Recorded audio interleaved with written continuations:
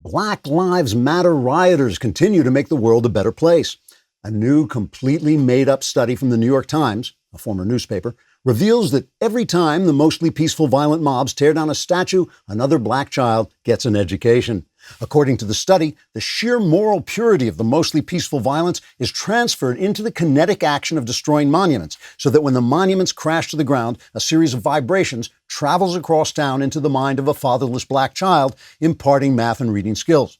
This not only improves the child's chances of success, it also helps him to avoid experiencing traits which were determined by the Smithsonian National Museum of African American History and Culture to be tools of oppressive whiteness, such as hard work and rational thought. The museum later apologized for that characterization, but they were still thinking it and had their fingers crossed behind their backs.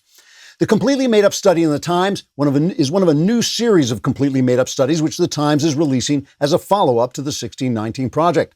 It was overseen by an expert committee of experts led by experts John and Mary Expert. So anyone who doesn't believe it is not listening to the experts. The study goes on to say that every time a government building is set on fire, systemic racism is lowered in any system where systemic racism is systemic. According to the study, when government buildings burn, the righteous rage of the arsonists mixes with the historic sins of the nation, causing a chemical reaction that purifies the air of the kind of racism that often arises when Black Lives Matter people are seen setting buildings on fire. Finally, the study concludes that anyone who loots a store could actually improve people's lives, especially the lives of the experts, if they would send them a pair of hot sneakers, sizes 10.5 male and female 8. Trigger warning, I'm Andrew Klavan, and this is The Andrew Klavan Show. I feel hunky-dunky, life is tickety-boo. Birds are winging, also singing hunky-dunky-doo. Ship-shaped, tipsy-topsy, the world is zippity-zing. It's a wonderful day, hurrah, hooray! It makes me want to sing. Oh, hurrah, hooray! Oh, hooray, hurrah! All right, we're back. For those of you who survived the Klavanless weekend, we will be here laughing our way through the fall of the Republic. Please go on the YouTube channel for Andrew Klavan, the Andrew Klavan specific YouTube channel, and subscribe and leave a comment. If the comment is even like blitheringly stupid, we will consider it to have raised the level of conversation on this show, and we will read it on the air. As an example, here is Ron Harpaz, who notices Klavan goes away for a week, Beirut blows the F up, Klavan comes back after a week away, Israel and the UAE finalize a peace treaty. Do you heathens believe in the Lord of the Omniverse now? I mean, really, what does it take? What does it take? You know, one of the things that is going on right now is there are so many rules and regulations that your small business can just be destroyed. It doesn't even take the flu to destroy your small business. You can just be destroyed by trying to follow the HR rules. HR can just absolutely destroy you. Wrongful termination suits, minimum wage requirements, labor regulations. And HR manager salaries aren't cheap. They're an average of $70,000 a year. But Bambee, which you will know is spelled B-A-M-B-E-E, was created specifically for small businesses. It'll get you a dedicated HR manager to craft HR policy and maintain your compliance, all for just $99 a month. That's $99 a month, considerably less than $70,000 a year. With Bambee, you can change HR from your biggest liability to your biggest strength. From onboarding to terminations, they customize your policies to fit your business and help you manage your employees day to day, all for just $99 a month. Go to Bambee.com/Klavan right now to schedule your free HR audit. That's Bambee.com/Klavan, spelled BAM to the BEE.com/Clay to the VAN. Or, as we say, for those of you who don't know how to spell Klavan, it's KLAVAN. There are no E. There are no E's. During the 2012 election, Obama versus the former Mitt Romney, the brilliant Rush Limbaugh once brilliantly said, "I think that the country could survive 4 more years of Obama, but I don't believe the country can survive a country full of people who would reelect him." That's pretty much the way I'm feeling right now. I think the country might survive having Jeff Dunham's ventriloquist dummy Walter sitting on the lap of corrupt leftist Kamala Harris, but what kind of population would vote for them? Think of what the media Democrat complex has done to this country in the last 4 years. The Russian collusion hoax, 3.5 years of absolute hysteria over zip. The meaningless impeachment, also zip. Now this stupid post office conspiracy panic, which is also about nothing. The out-and-out lie about Trump saying there were good people among white supremacists and on and on. And now this amazing Democrat proposal that you elect a president who hasn't got the guts or the mental wherewithal to come out of his basement and face even the slavish Democrat media. Think of these dreadful riots in Democrat cities with Democrat politicians and press telling us they're really good for us.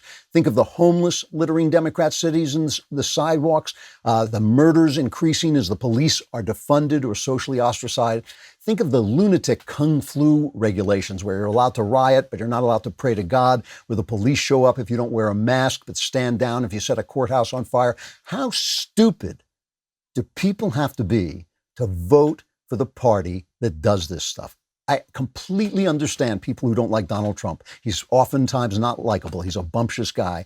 And they feel that they can't vote for him, fine. But is it too much to ask for you to vote for people who actually love the country they're asking to govern, who won't terrorize you with fake conspiracies and won't sign on to having our cities burned down or our Constitution overturned just to give them a temporary victory? Our nation can survive Biden and Harris, but a populace who would vote for this chaos and corruption, that is something that might well end us. And we're going to find out whether Americans are still Americans, whether they still believe in the American way. You know, there's a famous book called, I think it's called The World of Yesterday. It's by an Austrian Jewish writer named Stefan Zweig.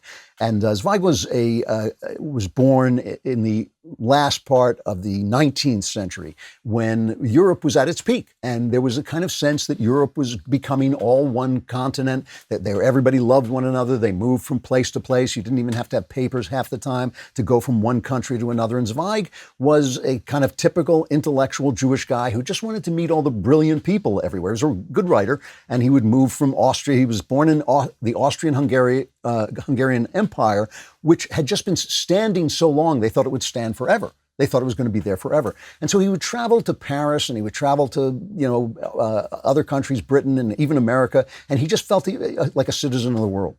One day he's in a small town in France, Touraine, and it was 1914. Right? And he goes into a movie theater. He's in a cinema and they play a newsreel. And the news it's called News from All Over the World. And a picture of Kaiser Wilhelm meeting the German Emperor Franz Joseph in Vienna comes on. And suddenly he's in this little town, basically, this little outback town. And suddenly everybody starts booing. They start booing for the Austrian emperor and the German leader. And they're screaming and yelling and they're hooting at the theater. And suddenly he realizes that it's so easy. These people have nothing against Austrians. They're just governed by the press. They've just been manipulated by politicians and by the press into hating the Germans and the Austrians. And he suddenly realizes this Europe could come apart at the seams. And of course, a couple of months later, it does come apart at the seams. World War I starts. Suddenly, these countries that were all one country are hating each other, and the world is torn apart, and Europe is over. I was thinking about this over the weekend when Donald Trump's brother died. You know, it's just this little thing, this little thing in this movie theater that happened in this small French town to Stefan Zweig. I was looking at Robert Trump dies, and obviously Donald Trump is shattered by this, and he issues a thing saying, "It's with a heavy heart I share that my wonderful brother Robert peacefully passed away tonight. He was not just my brother, he was my best friend. He will be greatly missed, but we will meet again. His memory will live on in my heart forever. Robert, I love you. Rest in peace." That's what Donald Trump puts out. Within minutes on Twitter, the wrong Trump is trending. I got a note from somebody saying, how long will it be before somebody says the wrong Trump died? Everybody was saying, these are blue checkmark people. The actor, Michael Rappaport, and director, they just announced that Robert Trump has died of shame. Apparently it's rare, but it runs in the Trump family. A philosophy that turns you into that person is a bad philosophy. The philosophy that makes you that person is a bad philosophy. I'm not being pontificating. You don't have to like Donald Trump, but there's something terribly wrong with a philosophy that turns us into people who hate one another in our own country, in a country that we should all love together, that we should all salute together, we should all stand up for the flag together, and then we can argue politics. But there's something terribly wrong here, and the Democrats, the left, has created it, and their media has created it. which is another good reason why you should get the Ready Wise foods. Because, as you know, this is our sponsor, Wise Company. They changed their name to Ready Wise. It's a better time than any to be prepared with long-time nutritional food options. Ready Wise has many options like emergency meals, freeze-dried fruits and vegetables for convenient on-the-go nutrition, new adventure meals for hiking, camping, and other outdoor activities. You know, I always joke about right-wing outlets that push emergencies. You know, they say, you're going to need food. You got to get that Ready Wise food. But here we are. It's a right-wing nightmare come to life. You want to be able to have food on hand when, you know, seconds count. The authorities will be there in days. So Ready Wise uses the finest ingredients and latest food preparation technology to ensure optimal taste and freshness. Every recipe is crafted by a team of chefs to provide a nutritional meal during critical times. This week, my listeners can get free shipping at ReadyWise.com when entering Klavan at checkout or by calling 855-474-4084. ReadyWise has a 90-day, no questions asked return policy, so there's no risk taking the initiative to get yourself and your family prepared today. That's ReadyWise, ReadyWise.com, promo code Klavan to get free shipping. And I know you're thinking ReadyWise. Anybody can spell ReadyWise. How? Oh, how? Please tell me how. Do you spell Klavan? It's Klavan. There are no E's in Klavan. Duh. I just make it look this easy. All right. You know, a couple of things. I'll talk about this post office thing a little bit. It's a flash in the pan. It's just the stupidest conspiracy theory, but I'll talk about it later, maybe, if I think about it. But I want to talk about stuff that happened after I left on Thursday. This Middle East peace thing, hilarious. This is a hilarious thing.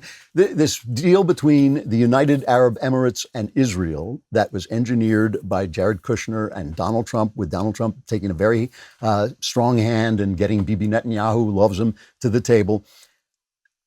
Unbelievable. It is unbelievable. This would be an instant Nobel Prize for anybody. They gave Barack Obama a Nobel Prize for being Barack Obama, and then he left the Middle East in flames. Obama inherited a Middle East where the fighting had stopped, and he left a Middle East in flames being run by ISIS in a camp the size of Ohio, surrounded by posts with heads on top of them, people being killed. That's the Middle East Obama left.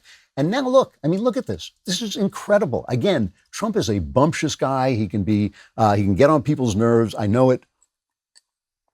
But what does he have to do before people start to go, one of them is burning down my cities and the other one is bringing peace to the Middle East? I'm telling you, by the time this administration is over, so help me, they're not going to just cure the Chinese flu because it's a coronavirus and the cold is a coronavirus. They're going to cure the common cold, and it's going to be, CNN is going to be going on, well, the cold was a good thing. You know, this is a conspiracy that Donald Trump has destroyed these austere religious scholars that happen to be germs, and he destroyed them. You know, it's like, what are they going to do? What does the guy have to do? But anyway, this is a big deal. There hasn't been a peace deal, I don't think, ever between, I guess they had the Egypt deal, for which Jimmy Carter was given the Nobel Peace Prize. But this is a very big deal because it could change, and because of a lot of things. You know, the press is selling this deal as if, this has been in the works for 10 years. Crap. Okay, this is not in the works for 10 years. The reason this happened, it's all because of Obama. They keep saying, well, Obama had a lot to do with this. He did. He screwed up so badly in the Middle East that the Arabs are going, whoa, we're all going to die if we don't make common cause with Israel. By having this stupid, idiotic Iranian deal, where basically they said, wait 10 years, here's $150 billion on a platter. We'll give you all this money to start terrorist, activities around the world. You can do that. It's your money anyway, so we'll give it back to you because that's only fair. And so you pay some terrorists off to do their thing. And then, don't build a nuclear weapon for 10 years and we'll give me another Nobel Peace Prize, Obama another Nobel Peace Prize, and then I'll be gone. And then you can just blow up the entire region. That was the deal. That was the peace deal. Everybody kept saying, well, they're obeying the deal. It was 10 years. 10 years goes by like that. And then they got a bomb. So Trump pulls out of this. And it paved the way for a lot of people in the Arab world to say, wait a minute, Iran is taking over the region we have got to stick together, and we've got to, our enemy's enemy can be our friend, and we've got to stick together. And this is what paved the way for Jared Kushner to make this deal. The National Security Advisor, Robert O'Brien, made this point. This is cut 4. They took that money and engaged in proxy wars in Iraq and Syria and Lebanon and Yemen and other parts of the Middle East. And so I think getting out of the JCPOA was the predicate for this fantastic deal between UAE and Israel. And look, the only people, you had Thomas Friedman coming out with an unqualified endorsement of the UAE-Israel deal, which I never thought I'd see, President Trump being endorsed by Thomas Friedman on this deal, and David Ignatius and others. I think the only people that were against the deal were the Ayatollah and maybe Ben Rhodes. But this happened because we got out of the JCPOA, not because we should have stayed in it. Let me remind you that Ben Rhodes was the Obama aide who went to the New York Times, who said to the New York Times in an interview, all these newspapers used to have foreign bureaus. He was telling about how they sold this crappy Iran deal to the press because it was easy, because it was Obama, so he could do no wrong. But he said all these newspapers used to have foreign bureaus. Now they don't. They call us to explain to them what's happening in Moscow and Cairo. Most of the outlets are reporting on world events from Washington. The average reporter we talk to is 27 years old, and their only reporting experience consists of being around political campaigns. That's a sea change. They literally know nothing. He was laughing at them. He was laughing and he was saying to the New York Times, you guys are idiots. You don't know anything. We can sell you anything, even this stupid Iran deal. And here's the New York Times reacting to this peace treaty from Trump. If the pullback from annexation was presented as some kind of a bomb for the Palestinians, because Netanyahu agreed to delay annexing more land, though he just said it's not off the table. He says if the pullback was presented as some kind of a bomb for the Palestinians, many of them considered it instead a stab in the back. The deal was a diplomatic coup for Israel, but it ruptured decades of professed Arab unity around the Palestinian cause. That's because the Palestinian cause is crap. After World War II, millions and millions and millions of people were displaced. Borders were withdrawn, were redrawn. Were Jews displaced after World War II? Yeah, the ones who survived were. Millions of Jews displaced, borders redrawn. Only the Palestinians remain a problem. Why? Because the Arabs knew they could use them as leverage against Israel. They could have absorbed them into Jordan. They could have absorbed them into the surrounding countries. They didn't on purpose because they knew the left is so anti-West and so stupid that they would fall for the idea that these were victimized people. The only victims of World War II, the Jews, come on, name one bad thing that happened to the Jews during World War II. The only victims of World War II of this transposition were the Palestinians, and they knew they could sell to the left the idea that these brown people were being displaced by Western powers by establishing the state of Israel, which is the size of a shoebox, which they weren't even given the land that they were promised. They were given this little sliver of land, which they have extended by defending it against attack. The Palestinian cause is garbage. They could be absorbed into the Arab world and taken care of. Instead, they're sold, it's not their fault, by the way. It's not the people's fault. It's the leaders' fault. They're sold this narrative, this olive tree that you loved so much back in Israel, your grandfather loved so much in Israel, until you have that back again, you're not being treated well. You can do this to anybody. You can pollute the minds of any people by telling them perennially that they're victims. You may think we have seen that in our own country. We have. So here is Jared Kushner talking about how Donald Trump actually helped do this and why it went so well. When President Trump moved the embassy to Jerusalem, a lot of people criticized and says, well, he didn't ask for anything in return. And President Trump's point of view on that was that, first of all, you don't have to get something for keeping your promise. You shouldn't be getting something for doing the right thing. You should just do the right thing. But what he got out of that, which very few foreign policy experts saw, was he got the trust of the Israeli people and he got the trust of Israel. It showed that he was doing things for the right reasons, and that trust has enabled him to get Israel to make some tougher decisions that they wouldn't have made otherwise, perhaps under a different administration. And obviously with the United Arab Emirates, they felt very betrayed by America with the past administration.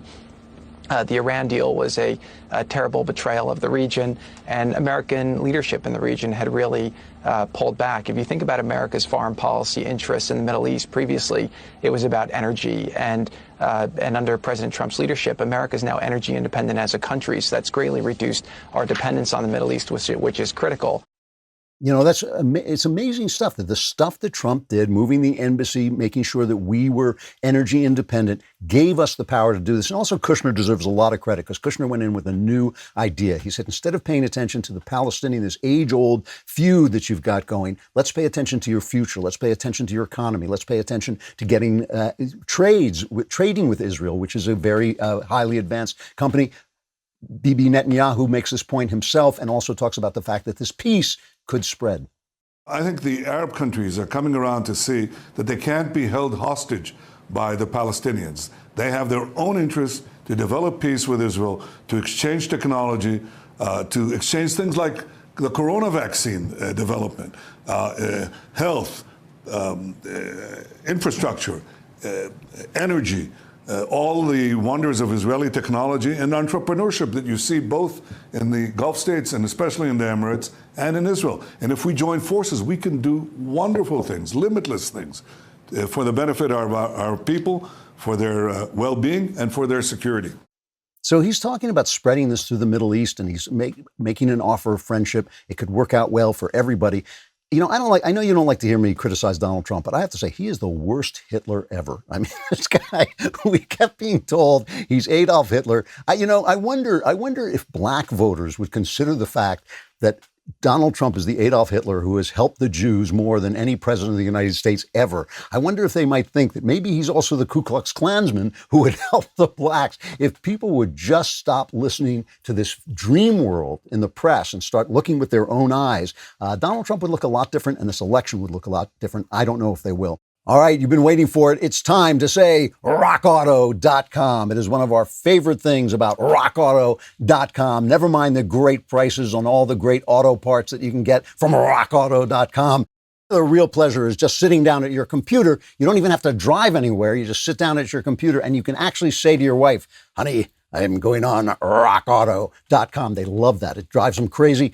Then you can order any part you want for any car you have.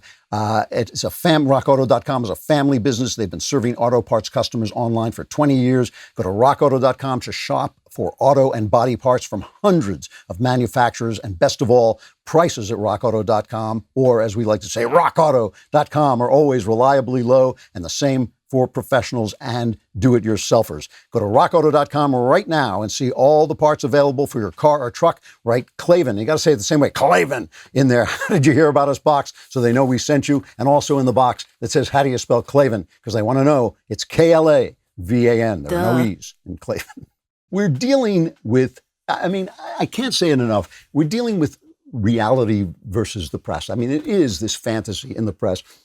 And why do we pick, it's funny. I love Molly Hemingway over at The Federalist, and she's sometimes on Fox, and she's just great. And I see her going through a process that I've gone through years ago, where you start to watch the press and go, how can they lie? They're lying. Everything, it's all a lie. Everything is a lie. How do and you start to go a little nuts. And why do we pick on the press when it seems like that's an ancillary issue? It's because it's not an ancillary issue. It doesn't really matter when Trump says something nasty about the Democrats, or the Democrats say something nasty about Trump. If we're on the Republican side, we say, oh, those Democrats are so nasty. If you're on the Democrat side, you say, oh, those Republicans, the things they say. That's politics. That's the way politics is supposed to work. The referees are supposed to stay neutral. It's one thing to say, oh, the Patriots, they had a deflated ball, so it was easier to grip the ball and easier to throw it. That's bad, but it's not as bad as the refs saying, well, we like the Patriots, so we're not going to talk about that. We're not going to pay any attention. We're not going to do it. It's just not. And that's the problem with the press. Our refs are bad. Our refs are corrupt. And Trump says this, he says, I'm not running against Joe Biden. How could he be running against Joe Biden? Joe Biden won't even come out of his basement. Here's Trump saying who his real opponent is. Cut 8.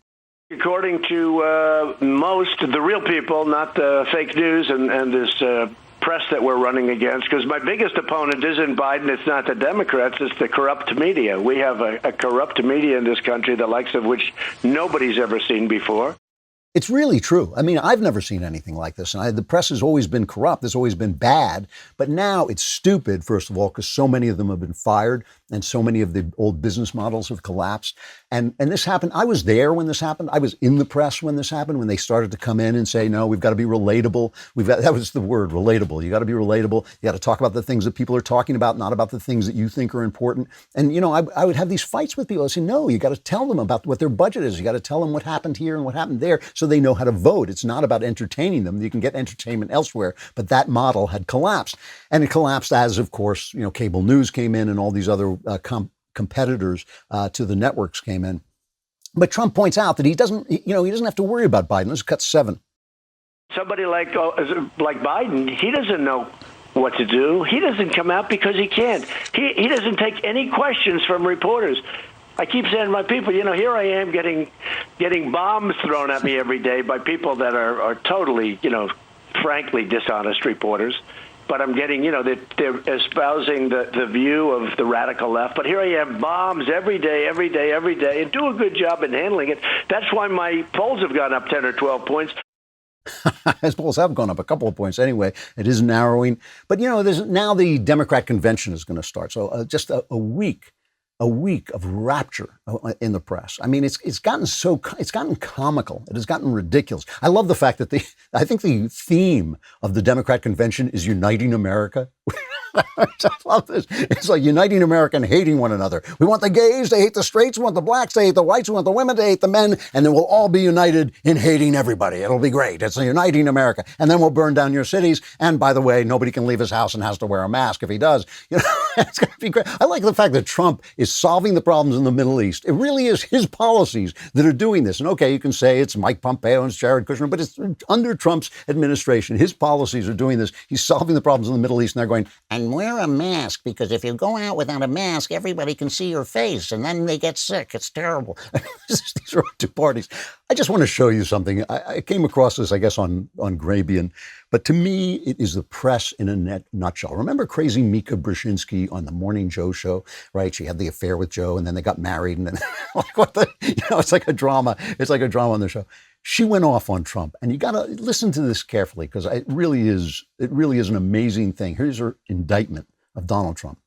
There's clear disdain that I have for this president, but look at the facts. Look at how he's worn us down, from his paid-off porn star to Russia lies to racism in Charlottesville, racism across the board, children in cages. I mean, lie after lie after lie, conspiracy theories. Our country right now is really at a breaking point. If we don't find a way to hold this president accountable with his attempts to undermine the post office and also his apparent negligence, perhaps purposeful, on saving the American people's lives in this pandemic. So I got to take this apart. We got to unpack this for a minute. The lie after lie after lie. And the conspiracy theories, like conspiracy theories, like the president purposely wants people to die of the Chinese flu. She's actually saying it's like all these conspiracy theories. And here the president is sitting up in Mount Trump, and the lightning flashing and the dark clouds are gathering over the little grotto that he lives in Mount Trump. And he's planning the deaths of the American people by the Chinese flu. Let's just go through her list, all right?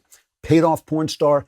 Absolutely. That was really bad for the country. I know that in my life, the fact that Trump paid off a porn star to keep her quiet, that really made a big difference in my life. I mean, I was doing great before that. My business was running well. I was happy. My marriage was good. And then when I found out that Trump had paid off a porn star, because I didn't know when I voted for Donald Trump that he slept with everything in sight. I didn't know that. That was a big revelation, that the guy who wrote in his book that he was sleeping with I voted for him for his moral stance on adultery. Okay, but that at least is real. That's real. Then she says Russian lies. What were the Russian lies?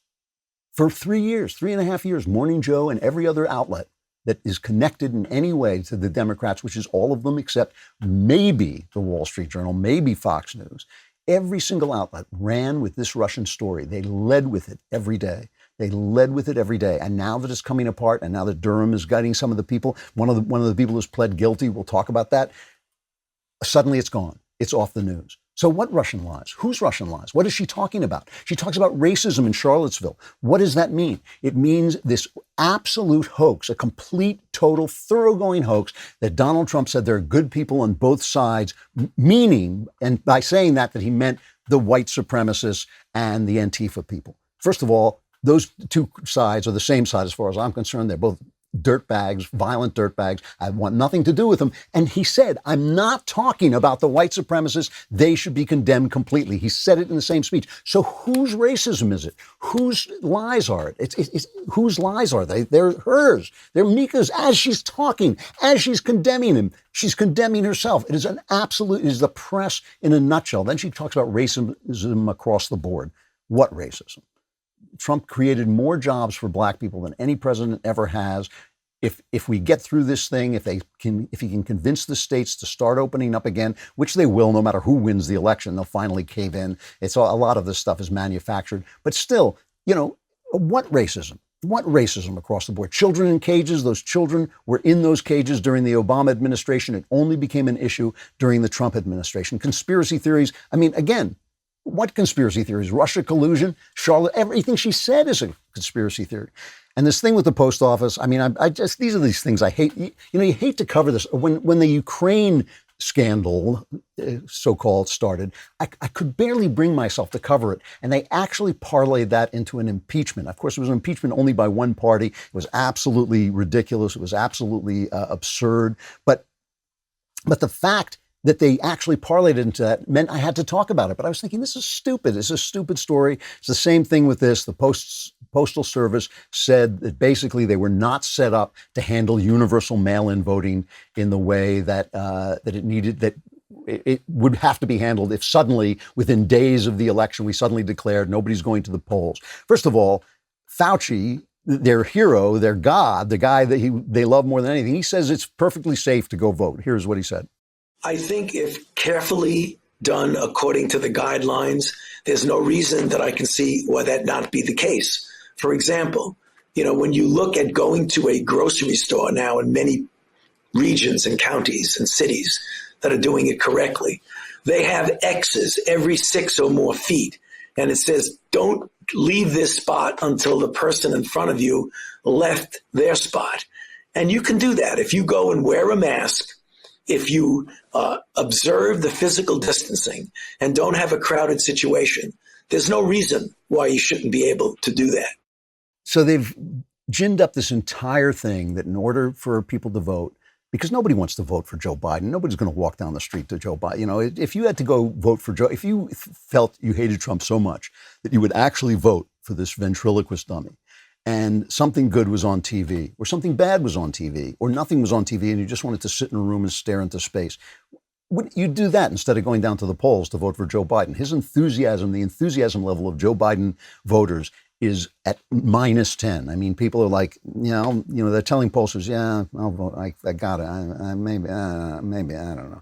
So they want it as easy to be, they want you to be able to whisper the word Biden out the window and have it count as a vote. And Trump's right. It is absolutely a setup for corruption.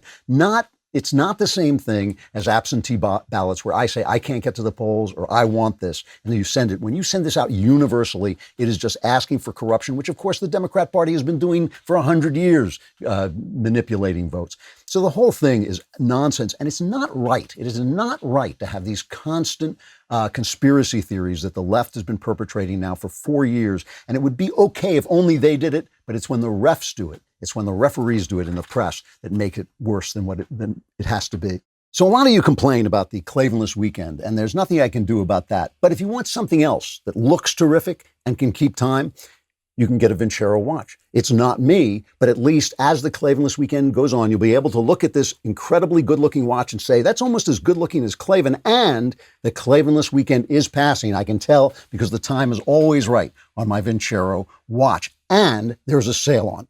Right now, Vincero is running a site-wide sale to celebrate their 6th anniversary. This will not only be the biggest sale of the year, but the biggest sale in Vincero history. You can get some of these incredibly attractive and good-working watches up to 30% off site-wide. No code is required. Your discount will be automatically applied at checkout when you visit VinceroWatches.com/Klavan. Everything on site is on sale. No exclusions, including all 4 of their all-new collections available. Continue to support this brand as they continue to support The Andrew Klavan Show. Go shop Vincero's 6th anniversary sale. This deal really is too good to pass up. Go to vincerowatches.com/Klavan. Do not pay full price on these beautiful timepieces. Take advantage of this opportunity to get one of my go-to watches at such a great price. And I know you're thinking, sure, you spell Vincero, but how do you spell Klavan? Please let me know. It's Klavan. There are no easy things. I just make it look this easy. Also, Daily Wire All Access. Go to dailywire.com All Access, because this Thursday, you want an All Access subscription, because this is Thursday, August 20th. We'll be doing a very special live stream watch party covering the Democratic National Convention's biggest speakers with Daily Wire's own Matt Walsh. The stream starts at 8:45 p.m. Eastern, 5:45 p.m. Pacific. So don't miss the big opportunity to tune in and mock and make fun of the final night of the DNC with Matt. Head over to dailywire.com/Klavan right now to get 20% off All Access with coupon code ACCESS. That's dailywire.com/Klavan with coupon code ACCESS to get 20% off your membership. You also get all the other All Access stuff, which you remember from my last show. If you don't, you can go back and listen to my last show again, and I will tell you all about it. Go on and subscribe.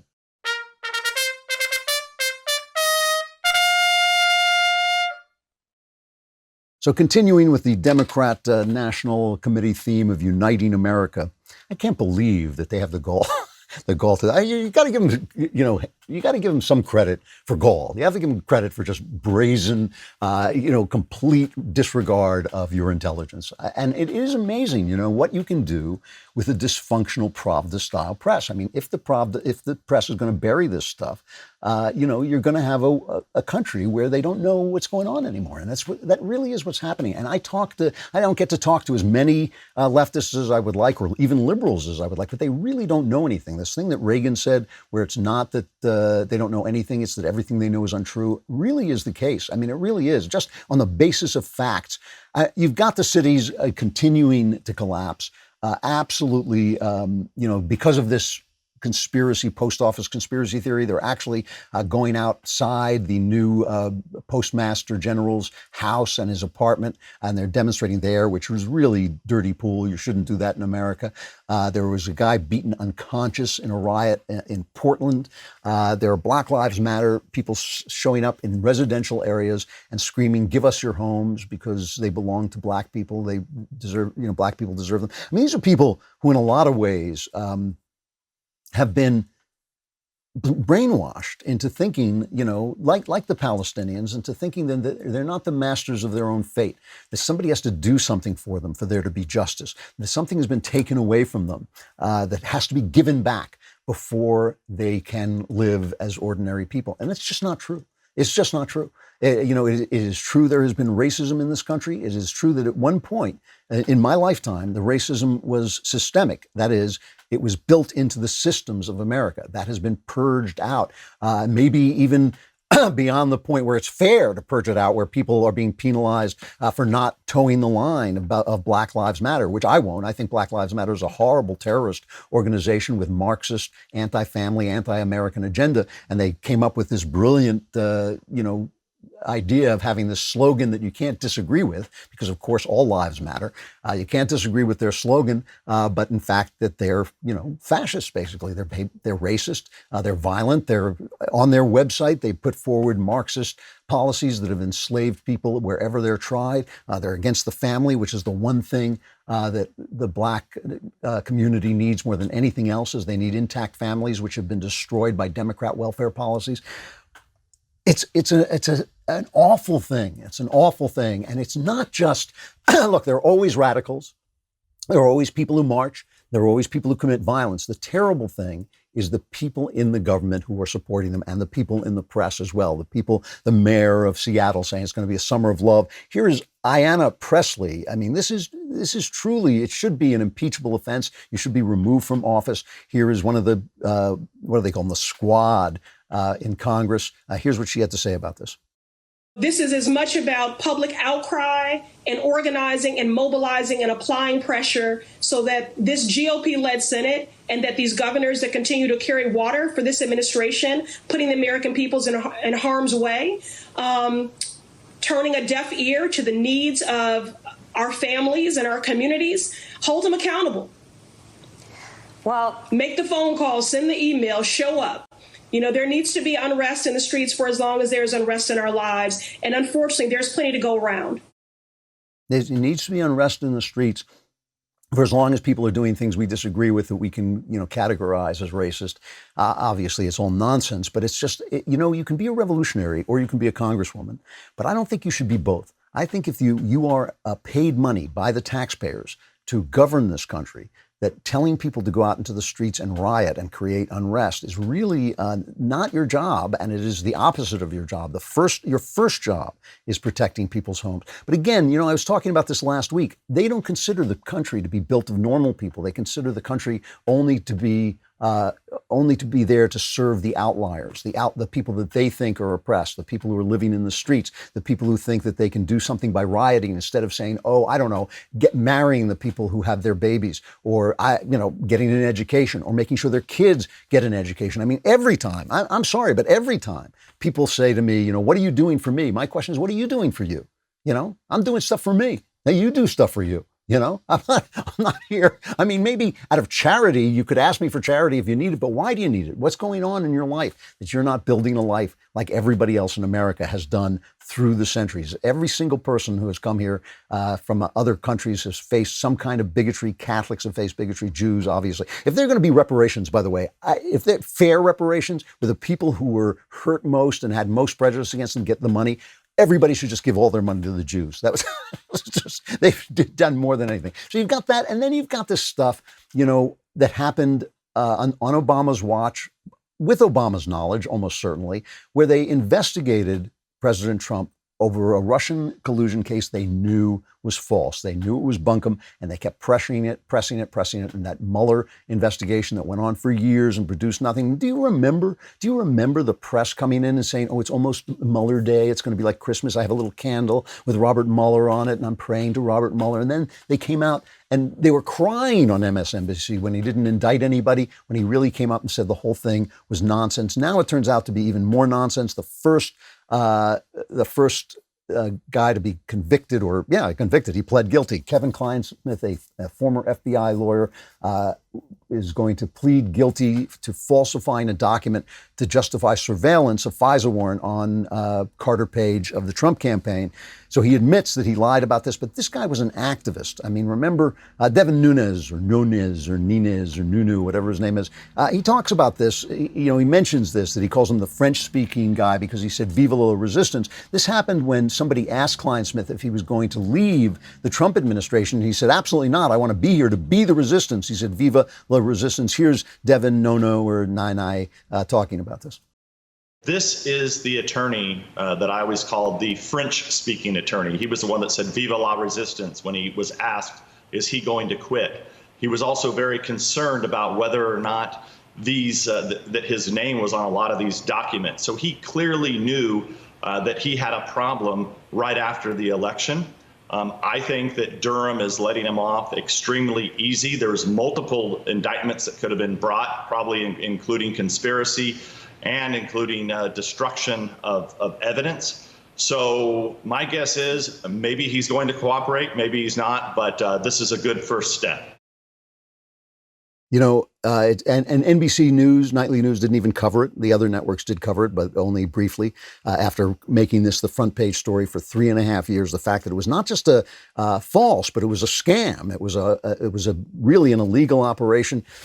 Matthew Hennessy writes in the Wall Street Journal today that if Biden win promises a mood swing, that everything, all your anxieties, all the chaos will disappear. He says anxieties about imminent fascism will vanish overnight if Biden wins. Gone will be concerns about democracy dying in darkness, replaced by the media's self-congratulation. Guys, we did it. We saved the country. A Biden victory will be said to demonstrate the resiliency of America's political systems. You'll stop hearing about foreign meddling in our elections. Protest cities like Seattle and Portland will return to their regular programming. The coronavirus won't go away, but the federal government will cease to be the enemy and instead become the vehicle of our salvation. The sense of relief won't be limited to Democrats. This is very smart of Hennessy. So the sense of relief won't be limited to Democrats. Certain Republican politicians and even Trump supporters may find themselves breathing easier at the realization that they no longer need to explain or defend the things he does. Before all that happens, can we be honest about the dishonesty of the past 4 years? If the republic is in mortal peril only until the next fellow moves into the White House,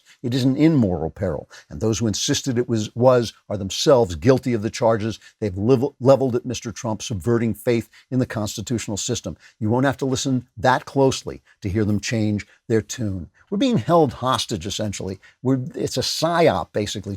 I talked about this 4 years ago. I was talking about this from the very beginning, that it's not about each individual story being wrong. It's about the atmosphere they create, the atmosphere of hysteria, the atmosphere of fear, the atmosphere of just chaos where you just want it to stop. I have heard smart conservatives saying, at least if Biden comes in, this craziness will stop. No, the craziness will just enter the system. Instead of being in the air, it'll be in the bloodstream, and it's much harder to get it out. I'm telling you, this is a test. It is a test of whether America has bought this story from the press and from the Democrats, which I repeat myself, but it's whether America has bought this story or if Americans are still on the side of America. We got to stop there, but I'll be back again tomorrow. I'm Andrew Klavan. This is The Andrew Klavan Show.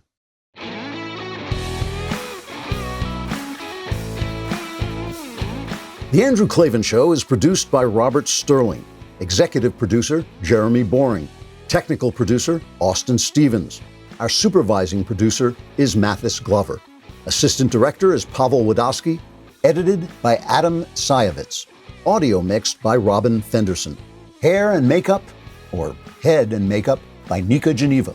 Animations are by Cynthia Angulo. Production assistants, McKenna Waters and Ryan Love. The Andrew Klavan Show is a Daily Wire production. Copyright Daily Wire 2020. The Matt Walsh Show, it's not just another show about politics. I think there are enough of those already out there. We talk about culture because culture drives politics and it drives everything else. So my main focuses are life, family, faith. Those are fundamental, and that's what this show is about. I hope you'll give it a listen.